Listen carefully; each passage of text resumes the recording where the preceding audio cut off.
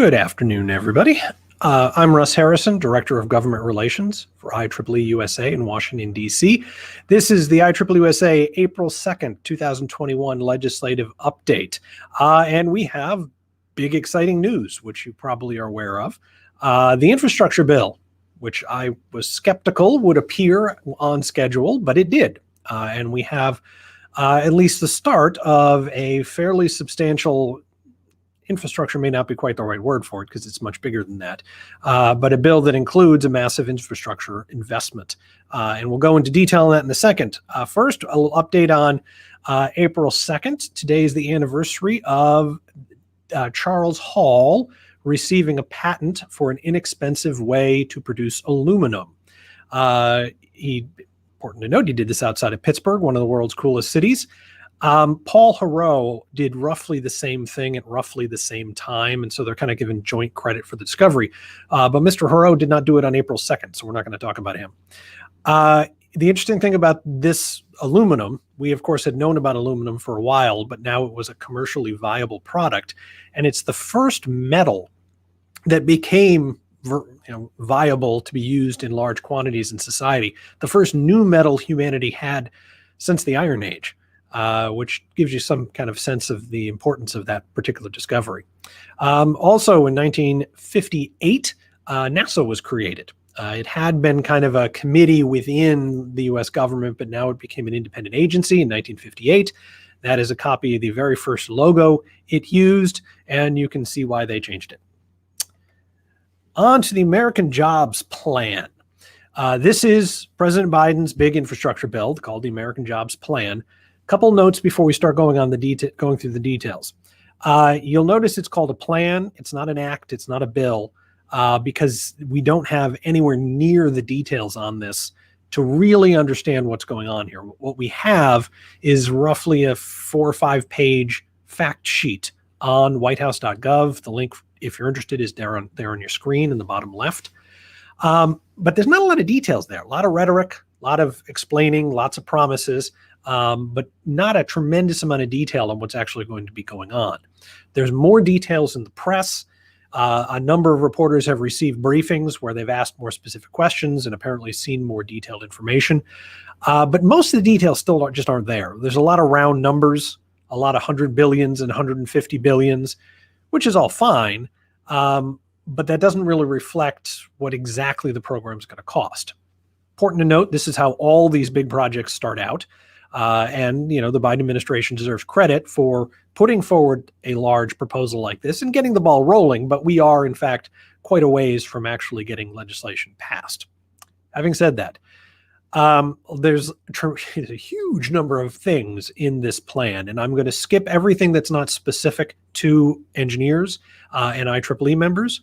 And I'm even going to skip some of those just to simplify things. As the weeks progress, as more details come out, we'll talk about pieces of it in a little more detail.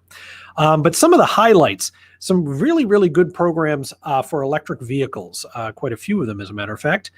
The most important, I think, probably is the 500,000 new electric charging stations around the country. One of the main obstacles to large-scale adoption of electric vehicles is there are no gas stations for them. There are no you can't charge them just anywhere like you can fill up a car just anywhere with gas. I think this is a sensible place for the administration to focus. We can spend money on tax credits and grants and things like that, which the plan also does. But at the end of the day, if people don't know how to recharge it, or accurately, if they can't recharge the cars anywhere but home, that kind of limits the usefulness of the car. And so by starting to create an infrastructure to support wide-scale electric vehicle adoption, it gets the ball rolling, kind of primes the pump for broader adoption of electric vehicles, which is very cool. Plan also calls for converting 20% of the country's school buses to electric vehicles within 10 years. Almost all of these numbers are 10-year numbers. Critical infrastructure, President has committed in his plan to 100% affordable broadband coverage for the United States. This has been a long-time policy goal of IEEE-USA, so that's exciting. Little caveat that we'll talk about in a minute. Lots of money for energy-efficient housing, energy-efficient buildings, energy efficiency just about everything, which is a good thing. Finding out ways to do the same stuff with less electricity is a good thing. And those investments will go in places that IEEE members work, using technology that IEEE members developed. And so we're excited about those programs being included. Power infrastructure, there's a segment of the plan which I suspect is going to get a lot of pushback from people once they realize what it is. But it calls for 20 gigawatts of new high voltage power lines to be built, and calls for streamlining the regulatory approval process for high voltage power lines. Everybody in the country wants there to be more high voltage power lines, kind of whether they know it or not. The benefits of having more of these lines makes the entire grid more resilient, more efficient, more reliable, all good things. So everybody wants more of these power lines, and nobody wants them in their backyard.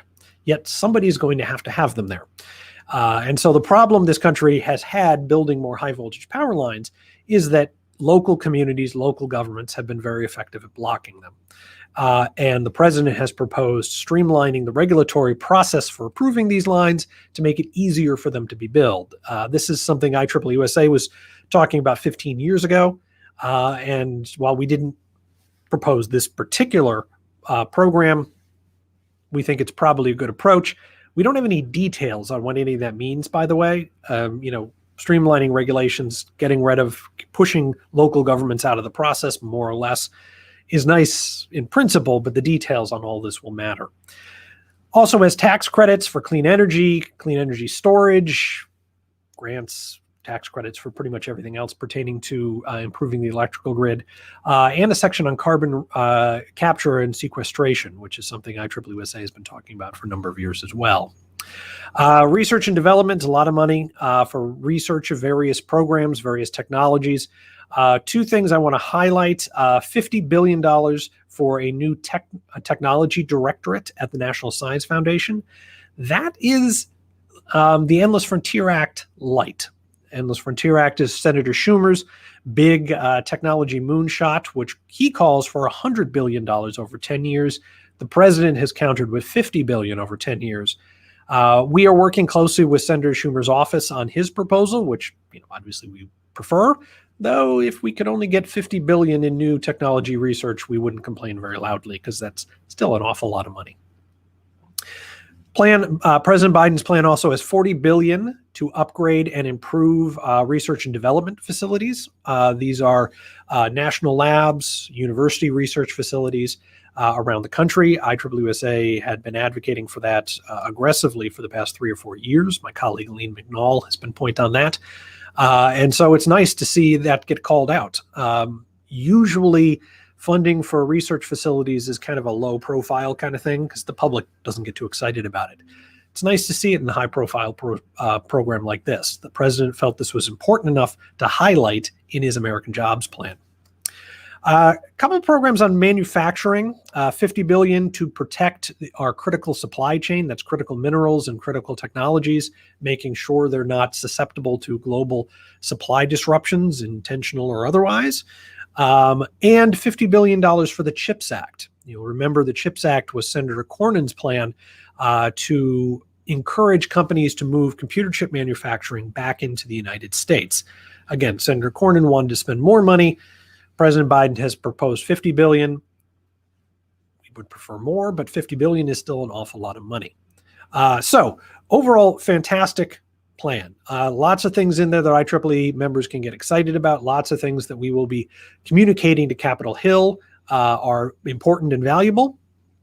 A couple things to note. Presidents can't, presidents can't propose legislation to Congress. I mean, they can suggest things to Congress just like you or I can, but the president can't actually formally submit legislation. So what has to happen now is his plan is, and we know it's happening, being taken up to Capitol Hill, where legislators, probably Democratic leaders on the Hill, will take this plan and turn it into actual legislative language, which will then be introduced formally as a piece of legislation, probably by Senator Schumer. Not quite sure he'll be in the House, but it doesn't really matter. And in that process, a lot of these numbers will shift, a lot of the details will shift. A lot of the language will shift. And it's one thing to, put up a mission statement on a website saying we will do this. Turning it actually into legislative language is hard. And so there will be a lot of adjustments along the way. Having said that, this is an awfully good start. But it's not perfect. There's a couple pieces of the plan that are of concern, and I just want to highlight them to you. And again, we're way away from having legislation, which is way away from actually getting anything passed. So there's plenty of opportunities to make adjustments. But it's this isn't necessarily a concern, but more of a curiosity that President Biden's plan doesn't say cybersecurity. And the odd thing about that is that cybersecurity is a big priority for Congress. It's a big deal, and it kind of underscores all of the economic initiatives that the president has proposed. In other words, we want to invest in clean energy, but we also have to secure our electrical grid, and we have to secure our economy. And so cybersecurity needs to be part of almost every part of the plan, and yet there's nothing there for it. However, just because it's not in the kind of draft plan put forward by the president doesn't mean that it won't be in the final version or even the first version that comes out of Congress. There are a number of pieces of legislation on Capitol Hill to invest in cybersecurity and cyber defenses. The president himself was talking about cyber defenses just the other day. And so this is a priority that could be inserted into the bill, or it might already be there. The president's people may assume that there will be money set aside to secure the various programs that they're talking about as part of this plan. They just didn't put it in the text, or maybe it didn't sound right, it didn't flow right. Lots of reasons it wouldn't be in there. But it's something we're going to watch. It is also possible that cybersecurity will never be part of this plan, but will be part of another bill that passes, which is equally likely. Congress is starting to take cybersecurity very, very seriously, and so we do expect some legislation before the end of the year. Whether it's this bill or some other bill really doesn't matter as long as it passes. But it is a little odd. Something that is a concern is that the American Jobs Act has a clear language discouraging private broadband carriers, clearly favoring publicly owned broadband carriers. And also the American Jobs Act includes the PRO Act. And as you all know, that's a bill that we have a concern about. So I want to talk about each one of those in a little more detail. So the president has called for 100% high-speed broadband coverage across the entire country, which is great. That is a good plan and something that we should do. However, that section of his plan contains this text. The president prioritizes support for broadband networks owned, operated by, or affiliated with local governments, nonprofits, and cooperatives, providers with less pressure to turn profits, and with a commitment to serving entire communities. IEEE-USA is not against municipal broadband plans. We're not against nonprofits providing broadband to a community, but favoring them over private carriers seems problematic in a number of ways. For example, government-owned systems like this tend not to be terribly innovative. Innovation comes from companies competing to get a market edge over the other companies, which is why we're starting to think about going from 5G to 6G. If the government owned broadband, that probably wouldn't happen. Then there's the fact that there are a lot of IEEE members that work for broadband companies and companies that provide broadband to communities. Currently, there's a handful of states, actually a good number of states, that have laws restricting in one way or another community broadband systems. There's a map there that shows which states they are, and if you look at it, you'll note there are some bright blue states and some bright red states that have these restrictions. So it's not really a partisan issue. Red states like Texas, Louisiana, Arkansas, Nebraska, Alabama, North Carolina. Well, North Carolina is more purpley, but South Carolina is pretty red. Hard Republican states. But then you have some blue states like Washington State, Minnesota, Wisconsin, Virginia, Nevada. So the language is odd. And I'm not quite sure what it means. I don't know if this is just rhetoric designed to appease some voting bloc, or if it represents a philosophical position that will continue with the bill. But IEEE-USA does intend to push back against it. We think the government should be fairly agnostic as to who provides the broadband as long as it meets certain standards. The other concern we have is the PRO Act. I've talked about it before, but I did receive a couple questions. A few people called me this week to ask questions about the PRO Act and try to understand what the problem was. So I want to go into a little more detail, but also wanted to give you an update on the Senate. The PRO Act has passed the House of Representatives. It has now been introduced in the Senate, S 420, and it has been co-sponsored by 45 Democrats, including Senators Murray and Hickenlooper, who are the chair of the committee and subcommittee with jurisdiction. Senator Schumer has also promised the Labor that the Senate will vote on the bill if it gets 50 co-sponsors, by which he means probably 50 Democratic co-sponsors, which would be all the Democrats, which is a high hurdle to cover, but they only need 5 more, so it's not as high as it sounds at first. I have some serious concerns about the bill, as I've expressed to you in the past. I heard this week from an IEEE member in California that the software consulting industry is starting to get hit pretty hard out there because of AB 5, which has the ABC test in it. The problem is people who are programmers, who are independent contractors, consultants, are being replaced in California. The companies are concluding that it's too risky to use them, and so they're being replaced. They're not being fired because they're not employed, but their contracts aren't being renewed. And what IEEE members in California are telling me is that the companies aren't moving the work to Texas or Utah or some other state, so they're moving it out of the country. Since software programming can be done anywhere, it can in fact be done on the other side of the planet. Excuse me, and that appears to be what's happening. The thing of it is, though, California's AB 5 has a bunch of provisions in it, a couple key ones, that give independent technology consultants an out, a way to be compliant with the law, a way to allow companies to feel secure in hiring them. The most important of those is the business-to-business exemption. So if you are an independent computer programmer, if you create a corporation around yourself, which is not that difficult and it's not that expensive. I know it's a little bit of a hassle, but it's not that hard. But if you wrap a corporation around yourself, you're now a business, not a person, and so you're exempted from the ABC test, which is good. The problem is the federal government doesn't have any of those restrictions, those exemptions. It just says you are not a consultant if you are providing services that the company has employees who also provide. Now, what does that mean? And the answer is nobody really knows. Some people have argued that the business exemption in California is entirely unnecessary because if you're a company, the law doesn't apply to you anyway. The problem is it doesn't really matter at some level what the law says. The fact that nobody knows what the law means companies have a strong incentive not to hire consultants because you're risky.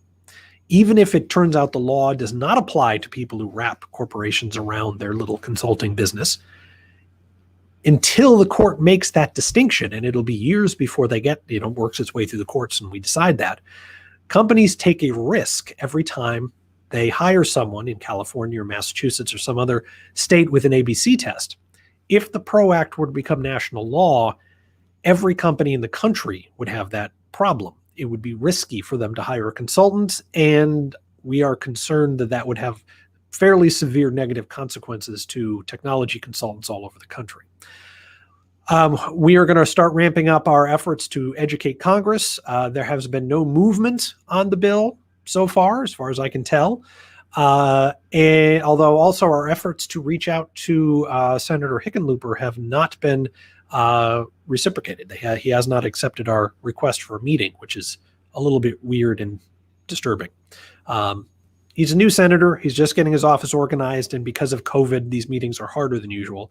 But it is unusual for IEEE-USA not to be able to get a meeting on Capitol Hill. In other news, there are a host of bills being kicked around Capitol Hill to promote science and engineering research, which is very exciting. A couple bills that we have, IEEE-USA has formally endorsed in the last week, include the Securing American Leadership in Science and Technology Act, the SALSA Act, which is not a particularly bad acronym. It calls for the doubling of investments in basic research over the next 10 years, which would be very nice. Congressman Lucas from Oklahoma introduced that bill, although it is bipartisan, has support in lots of places. The National Science Foundation for the Future Act, which does not have a good acronym, but a pretty good name, calls for increasing the National Science Foundation's budget 6% annually through 2026 and make further investments in STEM education. This was introduced by Congresswoman Johnson, chair of the House Science Committee, Lucas again, who is the ranking minority on the Science Committee, Stevens, and Walls. And so as you can see there, it's again bipartisan. The American Innovation Act calls for 5% real growth in research funding in a few key agencies, including DoD, Department of Defense, Department of Energy, National Science Foundation, NIST, and NASA. This was introduced by Senator Durbin, our good friend on immigration, and is also a bipartisan bill. Senator Durbin introduces this bill fairly regularly as a way of getting the debate going. For those of you who are not economists, 5% real growth is 5% growth plus whatever the inflation rate is, which is currently right around 2%. So it would be about a 7% growth rate in the budgets, which is good. This is just three of lots and lots and lots of these bills kicking around. And what's happening is Congress is reaching a conclusion, the conclusion, that the United States needs to make substantial, big investments in basic research, but in particular technology research and health research. But we care mostly about technology. You get these moments in Washington sometimes when kind of the greater DC community decides that something needs to be done, and then all you're doing is discussing what that something's going to be. We are optimistic that we could get a fairly sizable increase in most of our budgets this year. It seems that Congress is willing to do that and is looking hard at how to do that most effectively. IEEE-USA will be discussing this in detail as part of the CVD in 2 weeks. More on that in a minute. But we have this moment that we need to take advantage of as a profession. There's a link there at the bottom of your screen to look at the IEEE-USA policy log. That's where we list all of the formal statements that IEEE-USA has issued in a given year. And you can learn more information on each one of these bills and some of the other bills that we're working on by looking at the endorsement letters that are up on that site. A couple updates. The Department of Homeland Security is launching what they're calling cyber sprints after some of the disturbing hacks of various government systems. This involves the federal government's cybersecurity experts intensely focusing on an agency's cyber defenses over the course of a couple days, a couple weeks, depending how long it takes, and to kind of marshal resources from around the government to really fix this one system, and then moving on to the next one and really fixing that one. Part of that is a new rule from the Biden administration that federal contractors have to report any hacks of their computer systems to the government. This, you'll remember, is a big debating point when talking about federal security policy, whether private companies have to report hacks to the government and what conditions they have to report those under, whether there's liability, whether there's immunity if they report things. The president has kind of skipped that debate and simply said, if you want a federal contract, you have to commit yourself to telling us if you've been hacked. And again, this does illustrate that even though cybersecurity is not in the American Jobs Act, it is still a priority for the administration. Excuse me.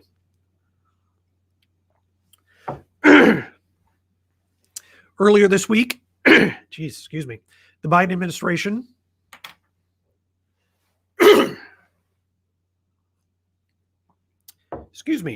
all of the pollen is out in DC at the moment. We've reached spring, and it's always hard to breathe this time of year around here. So the Biden administration allowed a President Trump era rule that effectively banned work visas and a number of other type of visas. Because of COVID, the president said nobody's getting visas, nobody's getting any sort of entry visa into the United States. President Biden has allowed that order to expire, which means H-1B visas and student visas and other visas, which we're fans of, but it will mean that H-1B visas will start to be issued again, which is irritating. We expected this to happen.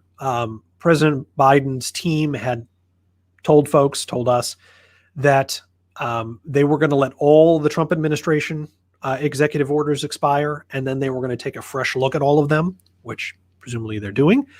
We will encourage them to continue to take a very skeptical look at H-1B visas. But at the moment, the ban on them, the restrictions on them have been lifted.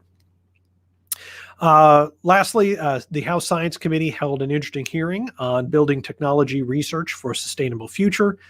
That hearing is online at the House Science Committee's website. I could give you the link, but it's huge and ugly, and it's easier just to do a Google search.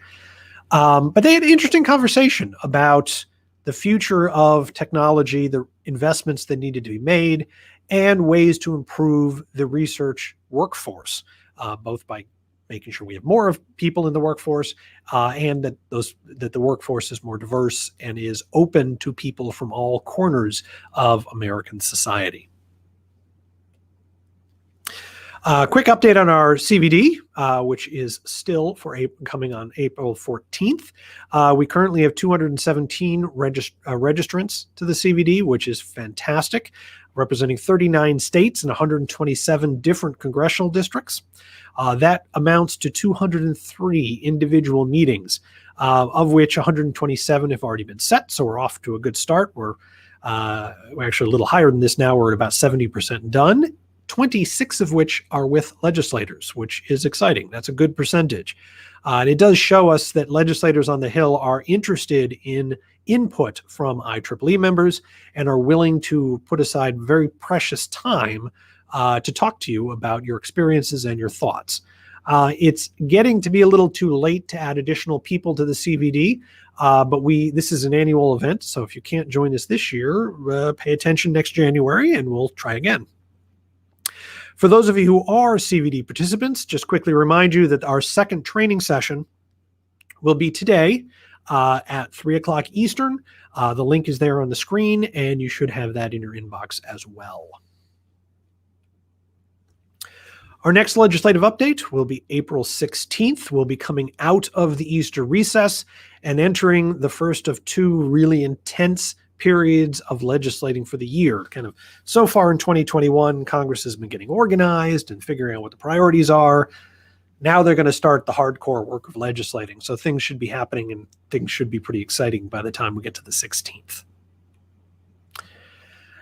If you have questions about anything that I've gone over today or anything that I've not gone over today, please put it in the chat and I'll rotate to those in just a second. Before I do, I'm Russ Harrison. My phone number is 202-530-8326. My email address is r.t.harrison@ieee.org. Some of you found out this week. You are welcome and encouraged to call me or contact me anytime you have questions about what IEEE-USA is doing in Washington or what Washington is doing to IEEE members throughout the weeks whenever those questions come up. And with that, I'm going to very quickly stop sharing my screen and flip back here to look at comments.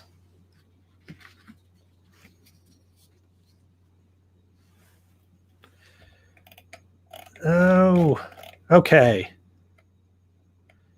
Hey, Connie.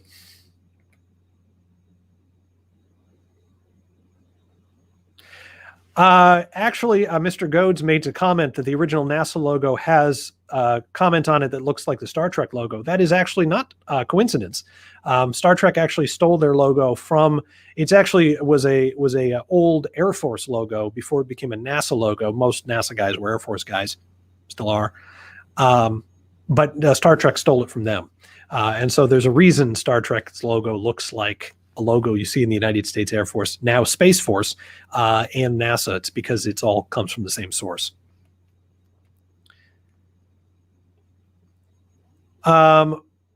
Mr. Goads also talks about microgrids. Big transmission lines are very vulnerable to CME events, which they are. Yeah, IEEE-USA has been in favor of more high voltage power lines. We are more in favor of microgrids and other kind of resiliency efforts added to the system. There is a theory going around Washington that building more high voltage power lines will fix all of our problems in the electrical grid, which they won't, but they will help.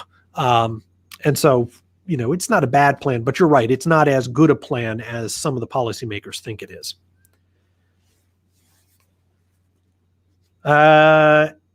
Planet Miceus.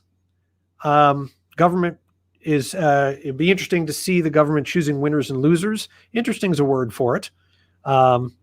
IEEE-USA typically takes the position that we should be agnostic as to which technology wins a given competition. IEEE-USA itself tends to be, when there's a fight between, you know, we're going to fix this policy with this technology or that technology, we generally don't weigh in for precisely that reason. Why are electric utilities not taking the lead in EV charging stations? And the answer is because there's no money for it. You have a chicken and egg problem.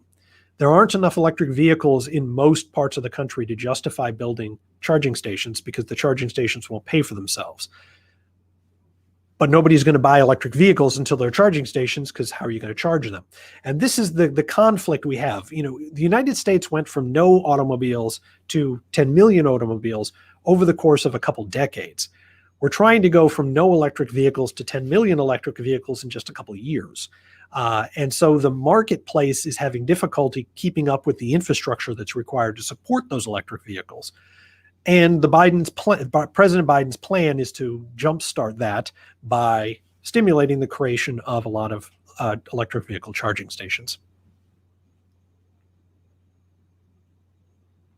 Don Heeres makes an excellent point, which is that by keeping cybersecurity out of the jobs plan, it allows Congress to continue working on different pieces of legislation dealing with cybersecurity at the same time they deal with the very large and in some places very controversial American jobs plan. And you are correct, Don, although I still think there'll be cybersecurity put into the jobs plan at some point.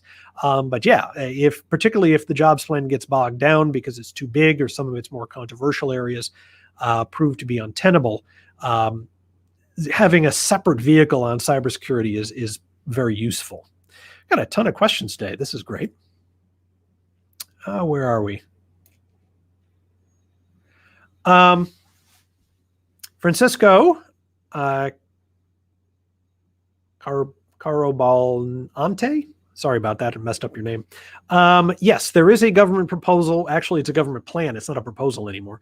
A government plan to pay users $50 a month for their broadband. And $50 a month is a joke sometimes, and some places it's not. It depends what part of the country you're in, depends how many broadband providers there are. But that is an existing government program. Actually, the government just started accepting bids to start distributing that money. And so that's independent of the American Jobs Act.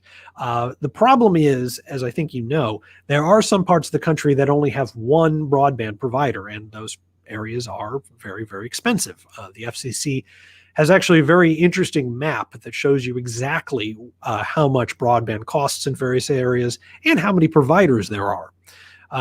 And so in some areas that only have one provider, yeah, $50 doesn't go very far. In other places that have lots of providers, and particularly dense urban areas where there are lots and lots of customers, $50 will pay for a sizable percentage of a basic broadband plan. Planet Mikius also asks, what does government consider high speed? Excellent question. I don't know. The FCC has a definition. But I don't know if President Biden's plan is going to use that definition. He hasn't defined it yet. Obviously, the faster you go with broadband, the more expensive it is to provide it to everybody. Then there's a question about it. You can provide high speed, very high speed broadband to people in urban areas relatively inexpensively. Providing it in rural areas is much more difficult. So do we provide really good broadband to all urban users and then something less to rural areas, spending the same amount of money in both places? Do we insist that everybody get the same, in which case it's a lot cheaper to give people in urban areas kind of a lesser broadband to keep it equal to the rural areas? So there's a lot of policy trade-offs that have to be decided there.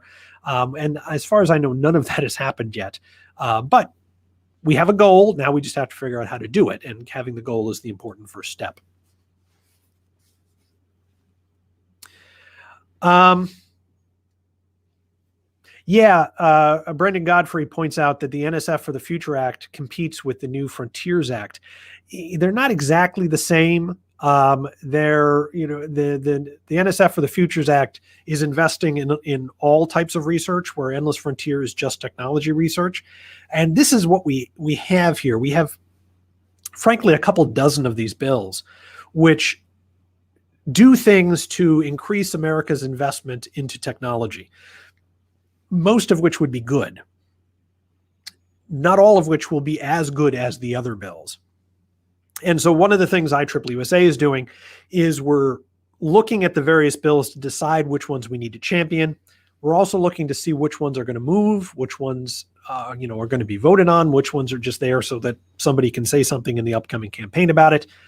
So there's a lot of evaluation going on. Just to be clear, the Endless Frontier Act is IEEE-USA's top priority.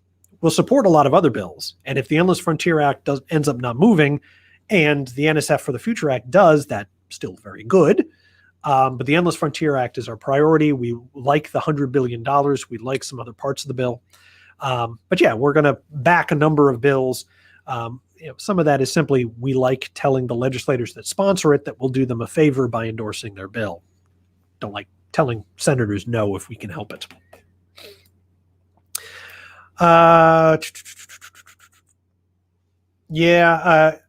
Planet Mikius is asking a lot of good questions, and the answer is almost always the same, and the answer is I don't know yet.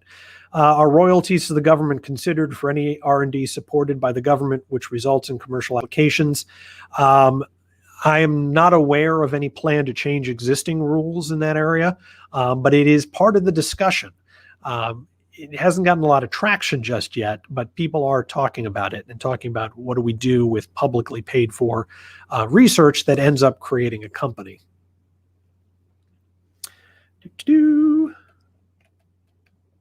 Oops. Shoot. I think I skipped a few. Sorry about that. Ram Adapa does correctly point out that transmission infrastructure means more jobs. He also comments, hold on a minute, I think I skipped your comment. There you are. Yep. High voltage direct current transmission lines overlaying the existing AC grid. Yeah, you are now getting much, much more technical than Washington, D.C. currently is. And this is one of the things that IEEE-USA members are, IEEE members, the important contribution that you can make to Washington. The average policymaker, and I'm using the term broadly here, elected officials, congressional staff, high-level administrative people, people in the administration, that is, don't really know the difference between direct, DC and AC. They need someone to explain that to them and explain why it matters.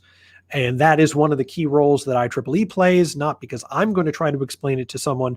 I can, but I'd much rather have you do it. And that's the value of events like our CVD and other programs to put IEEE members in front of policymakers so you can explain some of these fine distinctions to them.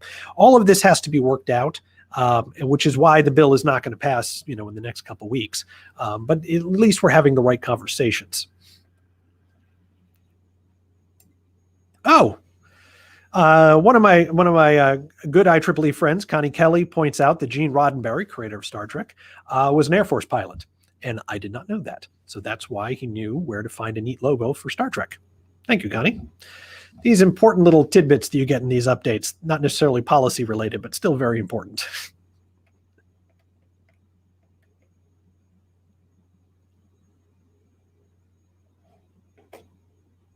Connie points out that the Department of Education has dramatically shifted the tone of their briefings. I haven't watched those, so I'll take your word for it. She then says goodbye to snow days, and you are wrong, Miss Kelly. My son has been virtually learning for the past year, and our local school system decided they're going to keep snow days because they are a rite of passage for children and a source of joy that our children should not be deprived of just because they're not physically going to school. I'm not sure I agree with that assessment, but nobody asked my opinion on it.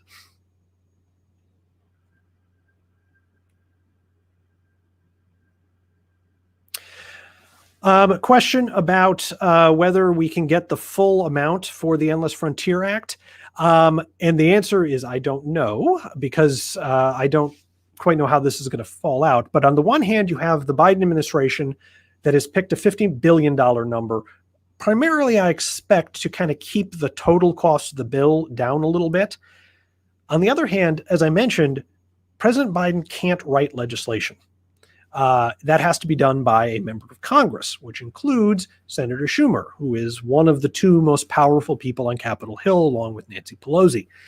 Senator Schumer is the majority leader in the Senate. He controls the Senate, and the Endless Frontier Act is his baby.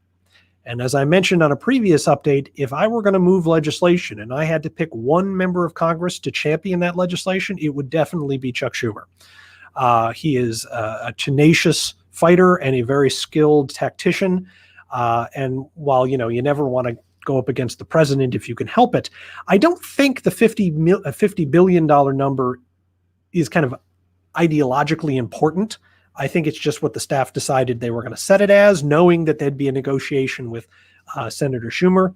I suspect that the final number will be between the two, but would expect it to be higher than the $50 billion. Although it's worth pointing out that $50 billion is still an awful lot of money in new research.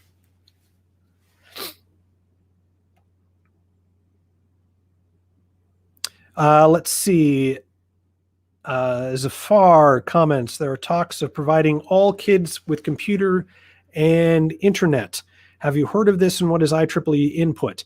I've heard conversations about the federal government doing that, and the conclusion by policy people was basically, no, that's not going to happen. The logistics of that are simply too complicated.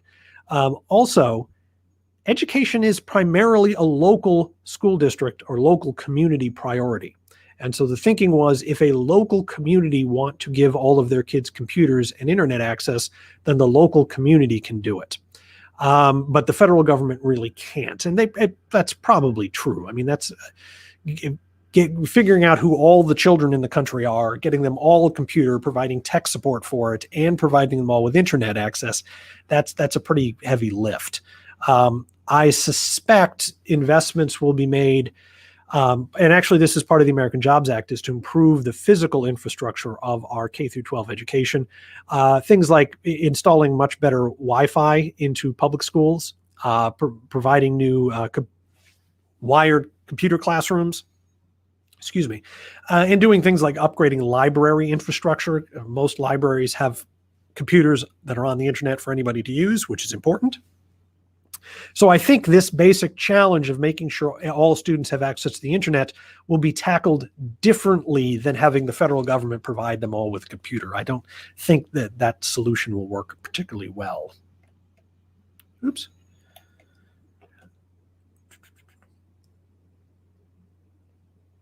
Mr. Godfrey points out that Charter Communications just got $1.3 billion from the FCC to do rural broadband. I know that some of those grants are going out, and the FCC is kind of ramping up efforts in that space, although I hadn't heard about that particular plan. Let's see, where are we here?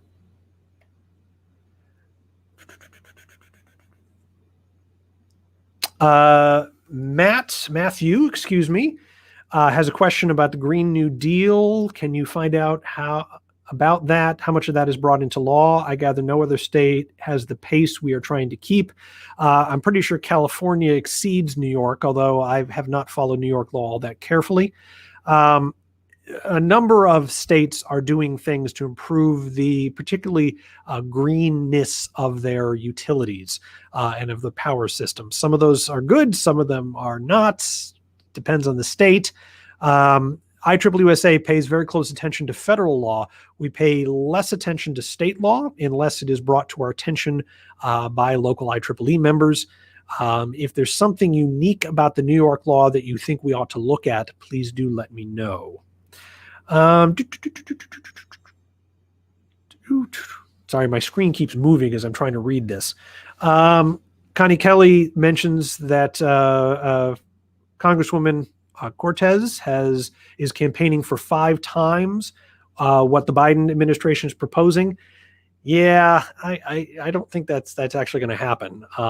This is the president's proposal is roughly 2.3 trillion, and so 5 times that would be 10 trillion. That's an awful lot of money. Even if, and I suspect there will be pressure on pieces of the plan to increase the numbers. Some parts will just go away, so there'll be a lot of shifting between here and when a law is actually passed. But you can see how the various pieces of the political system are kind of positioning themselves. Some are already getting to pull one direction, some are getting ready to pull the other direction. In some cases, Democrats will call for more funding, specifically to balance out Republican calls for less funding, figuring, well, if we ask for an extra 10 trillion and they ask for 10 less trillion, we'll end up exactly where we started. So a lot of this is just political jockeying. But 5 times more seems, and my boss is distracting me with entirely different news that apparently a vehicle just rammed into the barricade outside the DC complex. I know nothing about that because I was talking to all of you. That's exciting. I'm about, what did we, Steve? About a mile or so away from the Capitol building. So that's exciting. Let's see. Zafar, political experts give credit to China in having 15 out of 16 Politburo engineers. Yeah, this is an issue that comes up every now and then. The need to get more people with technical backgrounds into Congress, something which we support entirely. So, Zafar, when you get ready to run for Congress, come talk to us and we'll chat. IEEE-USA is a 501c3 nonprofit, and so we are legally prohibited from getting involved in elections, just to make that clear. We can't endorse candidates. We can't actively support candidates, but we can maybe find other ways to be useful. But it is true that there are far, far fewer people with STEM degrees, technical backgrounds in Congress than in most other governments at the top of most other governments. Couple things. One is the percentage of Congress that have some sort of STEM training, some kind of STEM background, has gone up in the last few years. The last election, we picked up a net of 1, depending on how you define these things. But the few elections before that, we had actually picked up a good number of people with technical backgrounds. There are members of Congress that have degrees in electrical engineering and have degrees in computers. Congressman Massey from Kentucky, for example, graduated with a degree in electrical engineering, I believe, from MIT, started a software company in Boston, made $1 bajillion, and then retired to a horse farm in Kentucky, where he then became a congressman, which is not a bad way to do things. Daniel Webster, congressman from Florida, has a degree in electrical engineering from Georgia Tech. So there are a number of members with technical backgrounds, but it is far less. IEEE-USA is not legally allowed to encourage our members to run for Congress, but it'd be nice. Yeah, Planet Micus, that is good questions. Has Congress contemplated declaring a cyber war? What is that? I don't know. There actually has been discussions about this. According to some definitions, a cyber attack launched by a foreign government is in fact an act of war, not a cyber war like an old school war. But not exactly. The law, the laws, the international laws governing warfare don't really work in a cyber context, but they kind of do. And so there are philosophers, there are legal scholars, there are policy people that are debating that and trying to figure out what does that all mean and what would a cyber war, what would a formally declared cyber war be? And at the moment we don't know, but it is a very interesting question. I know there's a great deal of science fiction work built around that, some of which is quite good, some of which isn't, but some of which is quite good. Connie Kelly, who is from Chicago, points out that almost half of the delegation in Illinois is an engineer. Plus, they have a nurse and a couple of educators. Congressman Forrester used to be, I think he ran one of the national labs up in just outside of Chicago. And so we do have a number of good friends from Illinois. I would still list Mr. Durbin as our best friend from Illinois. I mean, other than you, of course, Connie. Let's see. Would foreign countries interfering in U.S. elections be potential ground for a cyber war? This is from Julia Button. Yeah, maybe. The problem is this gets into what is the laws surrounding warfare, which is kind of a contradiction, but there actually are them. Most of the conventional laws assume invasion and blowing stuff up. And so interfering in an election wouldn't necessarily be an act of war. Kind of depends what you did. Hacking into voting booths and voting machines, which, by the way, is very, very hard to do in most cases, and in some cases quite impossible. A lot of voting booths and voting machines simply have no remote access, and so you can't hack them if you're in Russia. That's a whole other story. But it's an interesting question. Is it? Because you're kind of trying to overthrow a government. The law surrounding cyber war hasn't caught up with technological reality. And we've never done it. And the reality is most law that has to do with wars is created after the war. And since we haven't had a cyber war yet, we don't know where to put the constraints. But it's an interesting question. It is certainly a crime to interfere in our elections, and the United States government is justified under international law to respond. The question is, are we allowed to start destroying things, either using old-fashioned methods or modern cyber methods? And that's actually an interesting question that people are debating right now, I suspect. IEEE volunteering for technical training for Congress. We actually do that. It's not a formal thing because most members of Congress will never admit publicly that they don't know something. But IEEE-USA actually spends a lot of time, well, we used to spend a lot of time, putting technical experts in front of usually congressional staff to teach them about technology. It's harder to do now in this kind of virtual world.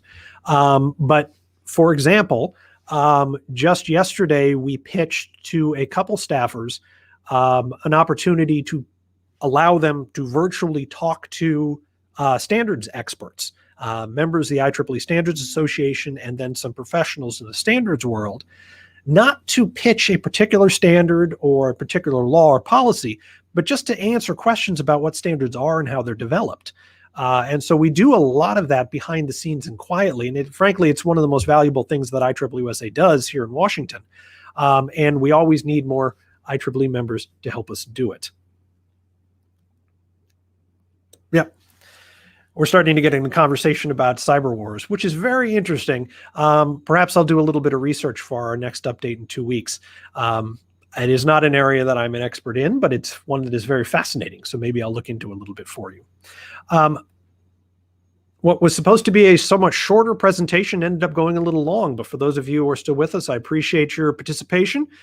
Thank you for being here. As always, it's an honor to be able to work with you and to represent you here in Washington. I'm Russ Harrison, Director of Government Relations for IEEE-USA. My phone number is 202-530-8326. Email address is r.t.harrison@ieee.org.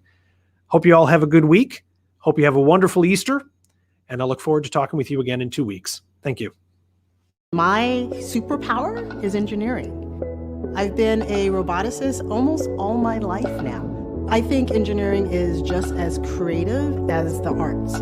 Engineers, we solve problems. It impacts the world. It makes a difference. Without IEEE, I don't think I would have the network that I have. Anyone can get involved with IEEE-USA at any time. There's an immense amount of value for anyone at any career stage.